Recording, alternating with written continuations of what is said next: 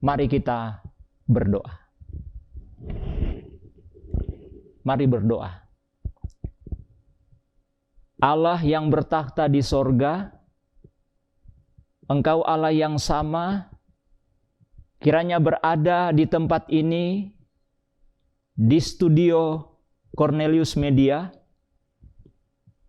di mana siaran ini sementara diadakan, dan Engkau Allah yang sama, melalui tuntunan hadirat-Mu, kiranya juga bersama-sama dengan para pemirsa Cornelius Media yang ada di rumah, di mana saja berada, baik yang ada di Indonesia, di dalam negeri maupun di luar negeri. Biarlah pembahasan firman Tuhan yang kami akan pelajari pada saat ini akan bermanfaat untuk kami. Di dalam nama Yesus, Juru Selamat kami. Amin. Salam sejahtera untuk kita semua yang saat ini sementara menyaksikan program teduh dari Cornelius Media. Kami atau saya sendiri ingin menyampaikan ucapan terima kasih dari pengurus Cornelius Media yang memberikan kesempatan dalam program teduh untuk memberikan atau menyampaikan firman Tuhan pada saat ini. Kalau boleh saya beri judul untuk pembahasan kita pada saat ini, Tuhan itu keselamatan. Pembahasan ini saya dasarkan dalam kitab suci, buku Hakim-Hakim pasal 6, pasal 7, dan pasal 8.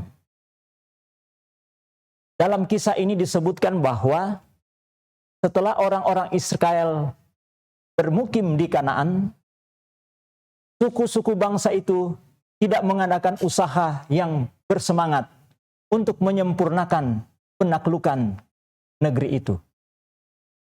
Mereka telah merasa puas dengan daerah yang mereka peroleh, sehingga semangat mereka menurun dan peperangan pun tidak dilanjutkan. Setelah pertemuan antara Allah dan pengikut-pengikutnya di Bukit Sinai, mereka telah diamarkan terhadap penyembahan berhala. Segera setelah diumumkan hukum itu, kabar kemudian dikirimkan kepada mereka oleh Musa hubungan dengan bangsa-bangsa yang ada di Kanaan. Dalam buku Keluaran pasal 23 ayat 24 dan ayat 25 berkata seperti ini.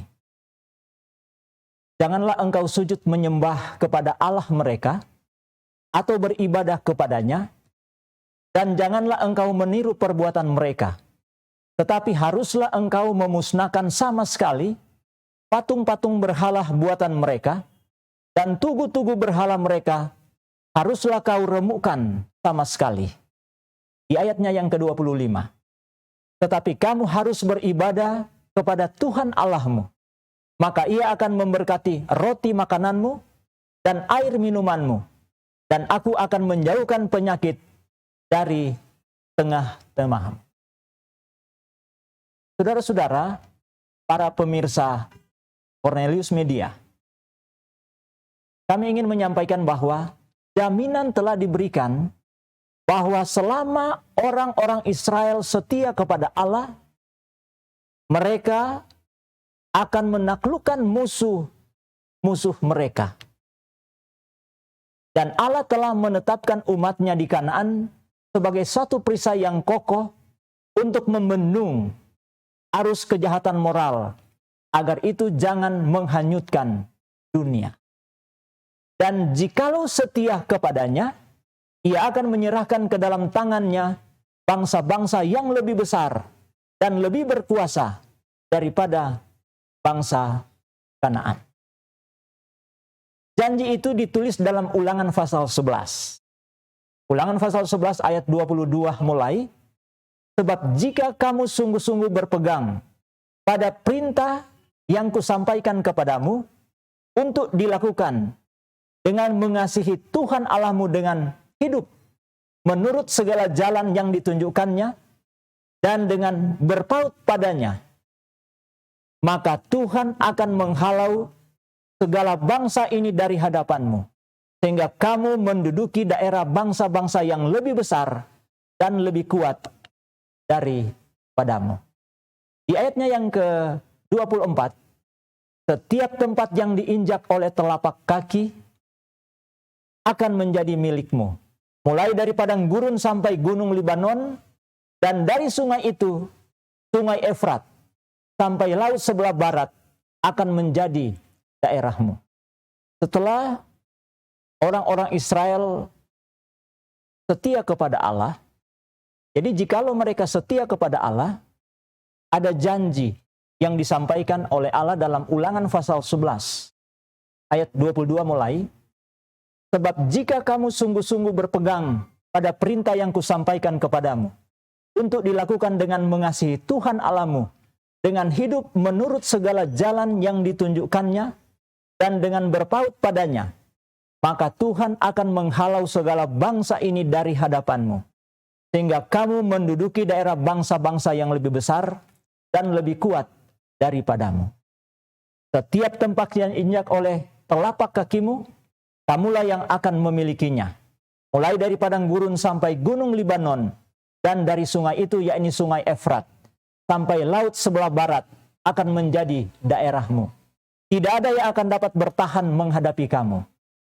Tuhan Allahmu akan membuat seluruh negeri yang kau injak, yang kau pijak itu, menjadi gemetar dan takut kepadamu seperti yang dijanjikan Tuhan.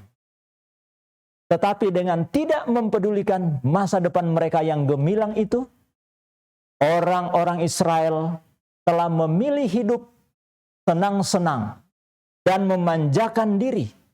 Mereka membiarkan kesempatan mereka untuk menyelesaikan penaklukan negeri itu berlalu begitu saja. Dan beberapa generasi lamanya, mereka telah menjadi menderita oleh sisa-sisa dari bangsa penyembah berhala itu. Bangsa Israel bercampur baur dengan bangsa-bangsa dan belajar cara-cara mereka bekerja. Mereka mengadakan kawin campur dengan bangsa Kanaan, dan penyembahan berhala pun merajalela seperti wabah di seluruh negeri itu.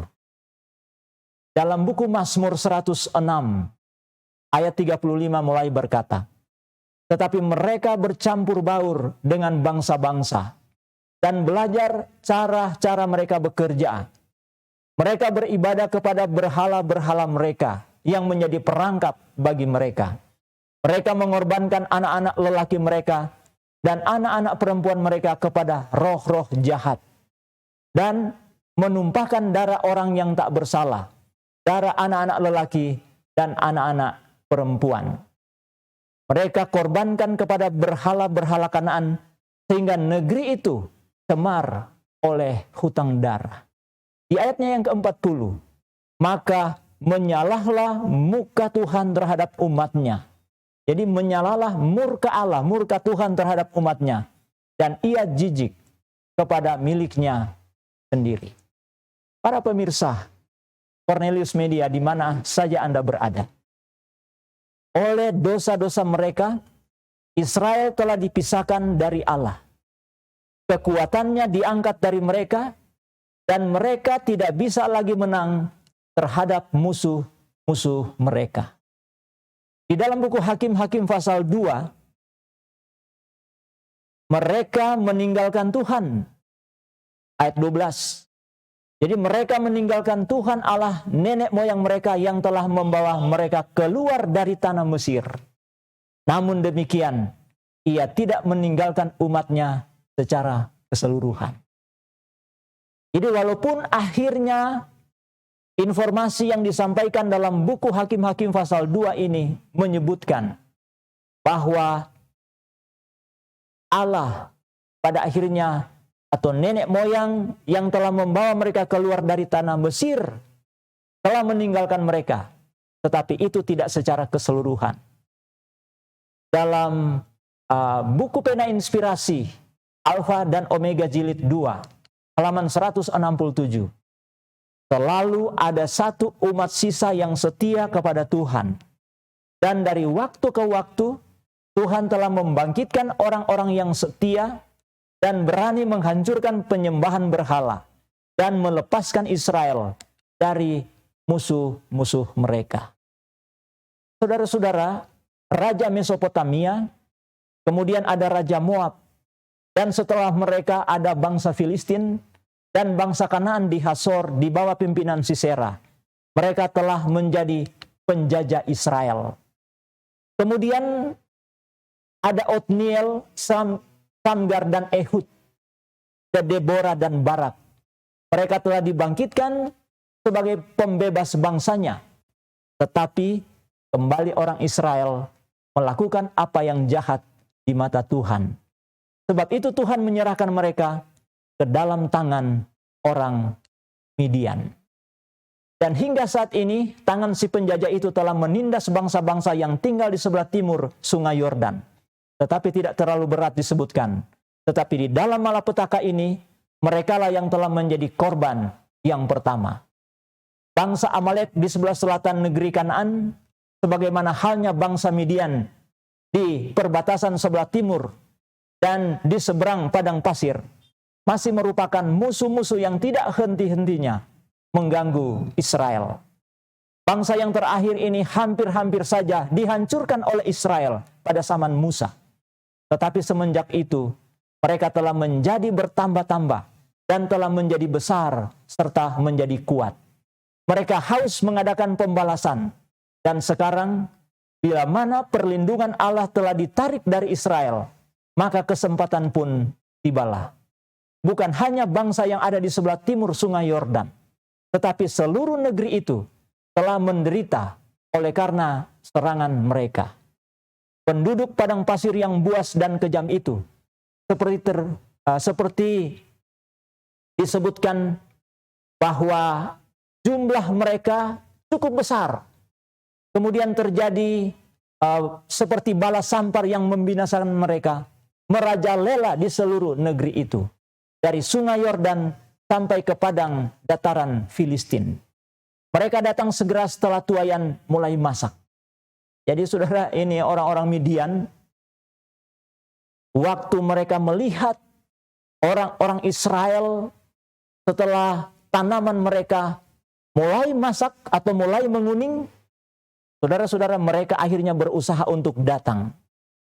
Mereka merebut segala kelimpahan hasil ladang-ladang itu, merampok serta memperlakukan dengan kejam penduduk negeri itu, kemudian kembali ke padang pasir. Dengan peristiwa ini, bangsa Israel yang tinggal di negeri yang terbuka dipaksa untuk meninggalkan rumah mereka, kemudian berkumpul di kota-kota yang berbenteng, dan bahkan tinggal di gua-gua serta di celah-celah batu karang yang ada di gunung-gunung. Setelah peristiwa-peristiwa ini terjadi, disebutkan ada 7 tahun lamanya penjajahan ini berlangsung. Kemudian apabila bangsa itu di dalam penderitaannya memperhatikan teguran Tuhan dan mengaku dosa-dosa mereka, kembali Allah membangkitkan seorang penolong bagi mereka. Di akhir dari penjajahan 7 tahun, dengan berbagai kekejaman yang dibuat oleh orang-orang Midian, akhirnya orang-orang Israel yang masih sisa, mereka kembali menjadi setia kepada Tuhan. Dan pada peristiwa itu, Allah membangkitkan seorang penolong bagi mereka. Dan kali ini, yang diutus adalah Gideon. Siapa Gideon itu? Gideon, beliau adalah anak dari Yoas, berasal dari suku Manasye. Keluarga ini termasuk dalam kelompok yang tidak memegang kedudukan yang tinggi. Tetapi rumah tangga Yoas terkenal oleh karena keberanian dan kejujurannya. Gideon dipanggil untuk melepaskan orang Israel. Waktu ia sedang sibuk menggiling gandum di tempat yang tersembunyi oleh karena dalam situasi penjajahan. Sementara Gideon bekerja dengan diam-diam, saudara, dengan susah hati, ia merenung-renungkan keadaan Israel. Kemudian dia memikirkan bagaimana cara agar Kuk si penjajah itu dapat dilepaskan dari bangsanya. Sementara dia memikirkan hal tersebut, datanglah malaikat Tuhan duduk di bawah pohon terbantin di Ofrah. Kemudian Yoas disebutkan. Kemudian dalam Hakim-Hakim 6 ayat 12, dia berkata, atau firman Tuhan berkata, Tuhan menyertai engkau, ya pahlawan yang gagah berani. Waktu mendapatkan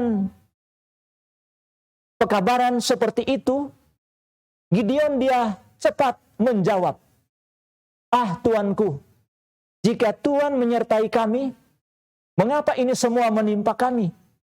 Di mana segala perbuatan-perbuatan yang ajaib yang diceritakan oleh nenek moyang kami kepada kami? Kemudian berpalinglah Tuhan kepadanya dan berfirman, di ayatnya yang ke-14, Hakim-Hakim pasal 6. Pergilah dengan kekuatanmu ini, dan selamatkanlah orang Israel dari cengkeraman orang Midian.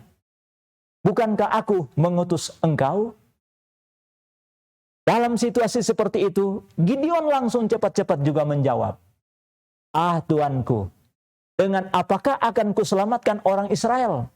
Ketahuilah kaumku adalah yang paling kecil di antara suku Manasye, dan aku seorang yang paling muda di antara kaum keluargaku. Kemudian datang lagi firman Tuhan kepada Gideon, tetapi akulah yang menyertai engkau, sebab itu engkau akan memukul kala orang Midian sampai habis. Tidak berhenti sampai di situ. Gideon kembali dia memberikan jawaban. Jika sekiranya aku mendapat kasih karunia di matamu, maka berikanlah kepadaku tanda. Para pemirsa, Cornelius Media, di mana saja Anda berada. Saat ini, setelah terjadi percakapan antara Gideon dengan utusan Allah, di akhir dari percakapan itu, Gideon dia meminta tanda. Dan dia mengatakan bahwa engkau sendirilah yang berfirman kepadaku, janganlah kiranya pergi dari sini sampai aku datang kepadamu membawa persembahan dan meletakkannya di hadapanmu. Saudara, dengan bergegas menuju ke tendanya, ia menyediakan dari simpanannya yang tinggal sedikit itu, seekor anak kambing dan roti yang tidak beragi yang ia bawa, dan mempersembahkan di hadapan tamunya. Kemudian malaikat itu memerintahkan kepada Gideon, ambillah daging dan roti yang tidak beragi itu, letakkanlah di atas batu, dan curahkanlah bersama dengan kuahnya. Kemudian Gideon melakukan seperti apa yang diperintahkan. Kemudian saudara-saudara, tanda yang dikehendakinya itu telah diberikan. Dengan tongkat yang ada di tangan malaikat itu, telah menjamah daging dan roti yang tidak beragi. Dan satu nyala api telah bercampur dari dua batu karang dan menghanguskan korban itu. Setelah tanda itu diminta oleh Gideon dan akhirnya dijawab melalui utusan daripada Allah, saudara, melalui peristiwa ini, maka tahulah Gideon bahwa itu adalah malaikat Tuhan. Kemudian dia berkata dalam Hakim-Hakim pasal 6 ayat 22. Maka tahulah Gideon bahwa itulah malaikat Tuhan. Lalu katanya, celakalah aku, Tuhan Allah, sebab memang telah kulihat malaikat Tuhan dengan berhadapan muka. Tetapi berfirmanlah Tuhan kepadanya. Jadi di saat Gideon mengungkapkan isi hatinya, jawaban Tuhan dalam ayatnya yang ke-23. Selamatlah engkau, jangan takut, engkau tidak akan mati. Lalu Gideon mendirikan mezbah di sana bagi Tuhan dan menamai Tuhan itu keselamatan. Setelah Gideon mengetahui petunjuk Tuhan ini, ada tanggung jawab yang harus ia buat. Gideon masih hidup bersama dengan ayahnya, Yoas, yang adalah seorang yang ikut serta dalam kemurtatan negerinya dan telah mendirikan di Orfa satu mezbah yang besar bagi Baal dan disembah di negeri itu. Gideon telah diperintahkan untuk menghancurkan mezbah itu dan mendirikan satu mezbah bagi Tuhan. Kelepasan bangsa Israel harus didahului oleh satu proses yang hikmat, melawan perbaktian kepada Baal. Gideon harus mengumumkan perang terhadap penyembahan berhala sebelum pergi keluar berperang melawan musuh-musuh bangsanya. Perintah ilahi itu dengan setia akhirnya telah dilaksanakan oleh Gideon. Dalam kisah ini disebutkan, Gideon tidak berani menempatkan dirinya sebagai pemimpin bala tentara itu tanpa bukti yang lebih jauh bahwa Allah telah memanggil dia melaksanakan tugas ini dan bahwa ia akan menyertainya. Kali ini Gideon kembali meminta tanda. Dan tanda yang dia minta kepada Allah, dia sampaikan itu di dalam doa. Dalam buku Hakim-Hakim pasal 6 ayat 36. Kemudian berkatalah Gideon kepada Allah, "Jika engkau mau menyelamatkan orang Israel dengan perantaraanku, seperti yang kau firmankan itu, maka aku membentangkan guntingan bulu domba di tempat pengirikan. Apabila hanya di atas guntingan bulu itu ada embun, tetapi di seluruh tanah di situ tinggal kering, maka tahulah aku bahwa engkau mau menyelamatkan orang Israel dengan perantaraanku, seperti yang kau firmankan." Dan demikianlah terjadi, sebab keesokan harinya pagi-pagi ia bangun, dipulasnya guntingan bulu itu, dan diperasnya air embun dari guntingan bulu itu secawan penuh air. Saudara, setelah tanda itu diminta oleh Gideon kepada Allah, dan Allah menjawab tanda yang dia minta, tidak berhenti sampai di situ dalam kisah ini. Ia masih ragu dengan peristiwa yang terjadi. Oleh karena dia berpikir secara alamiah, guntingan kulit yang berbulu menyerap air embun bila mana itu ada di udara. Dan boleh jadi ujian itu bukanlah sesuatu yang menentukan. Oleh sebab itu, Gideon meminta agar tandanya ditukar. Saudara, sambil memohon dengan sungguh-sungguh agar permintaannya yang keterlaluan ini tidak akan menimbulkan murka Tuhan, dan akhirnya permohonannya dikabulkan. Saudara, keesokan harinya, setelah Gideon meraba bulu domba itu kering, tidak ada airnya. Sementara tanah yang ada di bawahnya itu basah.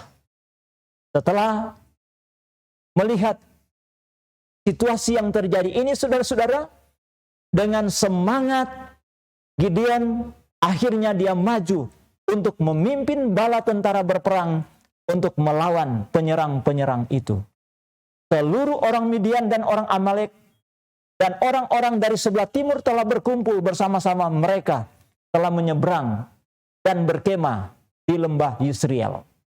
Seluruh bala tentara yang ada di bawah pimpinan Gideon hanya berjumlah 32.000 orang. Tetapi dengan bala tentara musuh yang jumlahnya lebih besar yang ada di hadapannya, firman Allah datang kepada Gideon. Dalam Hakim-Hakim pasal 7 ayat 2.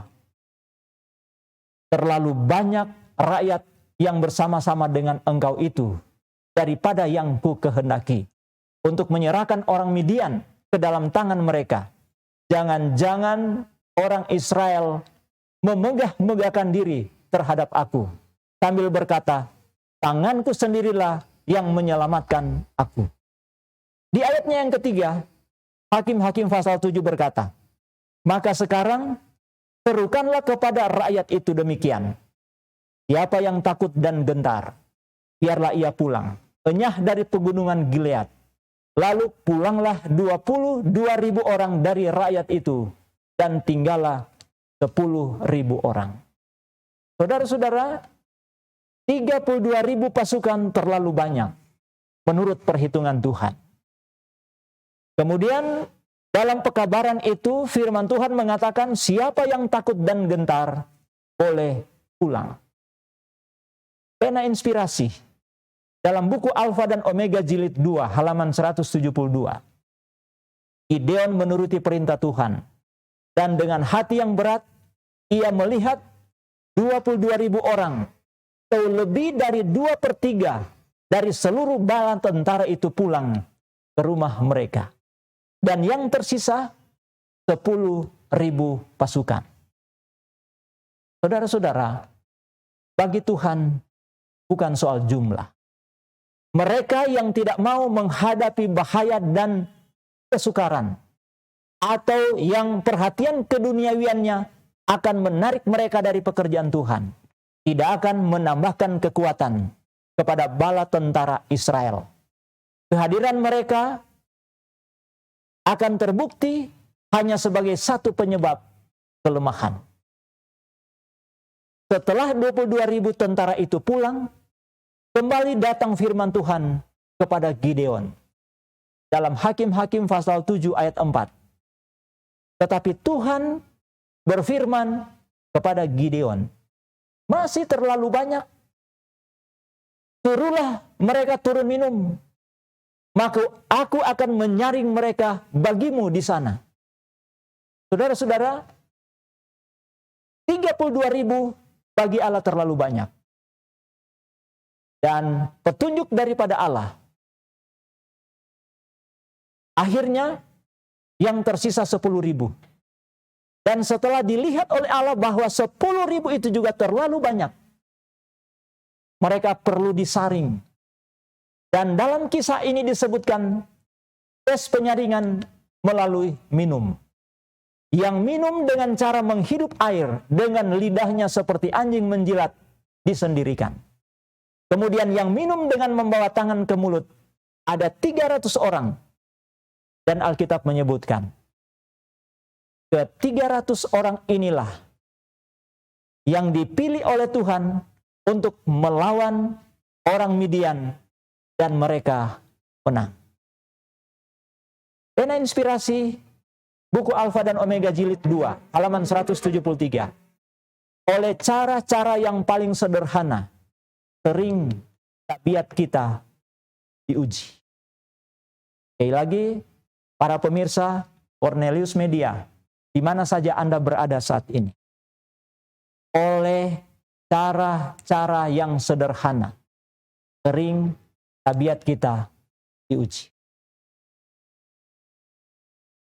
Dari keterangan yang sederhana ini, kita boleh akhiri atau kita boleh simpulkan bahwa orang-orang pilihan Allah adalah mereka yang jumlahnya sedikit, yang tidak mau membiarkan kebutuhan pribadinya memperlambat panggilan tugas. Ke-300 orang itu bukan saja memiliki keberanian dan pengendalian diri, tetapi juga adalah orang-orang yang beriman. Sukses tidak bergantung kepada jumlah bilangan. Pemimpin yang telah dipilih Allah untuk menghancurkan bangsa Midian tidaklah menempati satu kedudukan yang penting di antara orang Israel. Ia bukanlah seorang penghulu atau imam atau seorang Lewi. Ia merasa dirinya yang terkecil dari keluarga ayahnya. Tetapi Allah melihat di dalam dirinya seorang yang berani dan seorang yang jujur. Tuhan tidak selalu memilih untuk pekerjaannya orang-orang yang mempunyai talenta yang besar. Tetapi ia memilih mereka yang dapat digunakannya dengan sebaik-baiknya. Dalam buku Amsal pasal 15 ayat 33, kerendahan hati mendahului kehormatan. Dan Tuhan dapat bekerja dengan berhasil melalui orang-orang yang paling peka terhadap kekurangan diri mereka sendiri dan yang akan bergantung kepadanya sebagai pemimpinnya dan sumber tenaganya. Perbuatan yang sederhana dengan meniup sangkakala yang dilakukan oleh tentara Joshua di sekeliling Jericho dan yang dilakukan oleh kelompok kecil tentara Gideon di sekeliling tentara Midian sangat mantap. Melalui kuasa Allah, mereka telah menghancurkan kekuatan musuh-musuhnya. Dan kembali pena inspirasi berkata dalam buku yang sama, Alfa Omega, jilid 2, 196. Sistem yang paling sempurna yang pernah diciptakan oleh manusia, terpisah dari kuasa dan hikmat Allah, itu akan terbukti sebagai satu kegagalan. Sementara metode yang paling tidak bisa diharapkan akan berhasil bila mana metode itu ditetapkan oleh ilahi dan dijadikan dengan rendah hati dan iman. Saudara-saudara, para pemirsa Cornelius Media, saat kita berharap kepada Allah dan penurutan kepada kehendak Allah adalah perlu bagi pengikut-pengikut Yesus di dalam peperangan rohani, sebagaimana kepada Gideon, seperti yang ia ungkapkan dalam Hakim-Hakim 2, ayat yang ke Hakim-Hakim 6, maksudnya ayat 24. Setelah akhirnya dia melihat semua perbuatan-perbuatan yang dilakukan oleh Allah, dia mengungkapkan bahwa Tuhan itu keselamatan. Allah yang telah memberkati dan memberikan keberhasilan kepada Gideon, Allah yang sama juga masih ingin bekerja bersama dengan usaha dari semua pemirsa Cornelius Media di mana saja Anda berada.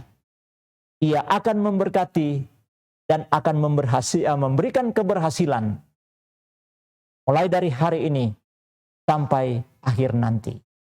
Tuhan Yesus memberkati. Amin. Mari kita berdoa. Allah di sorga,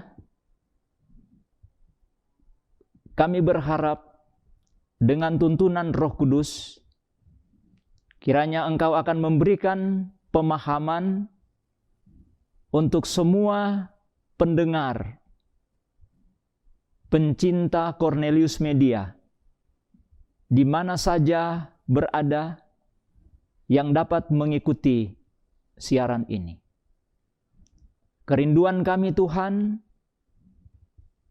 pekabaran yang kami telah dengarkan pada saat ini, kiranya itu akan menolong untuk iman kami lebih dikuatkan, dan akhirnya kami akan lebih memahami bahwa Tuhan itu adalah keselamatan. Engkau akan memberkati untuk semua pemirsa yang sempat mengikuti siaran ini, untuk mereka semua diberkati oleh Tuhan. Dan akhirnya dengan tuntunan Tuhan yang sama, pelajaran ini akan membawa makna rohani. Di dalam nama Yesus, Juru Selamat kami. Amin.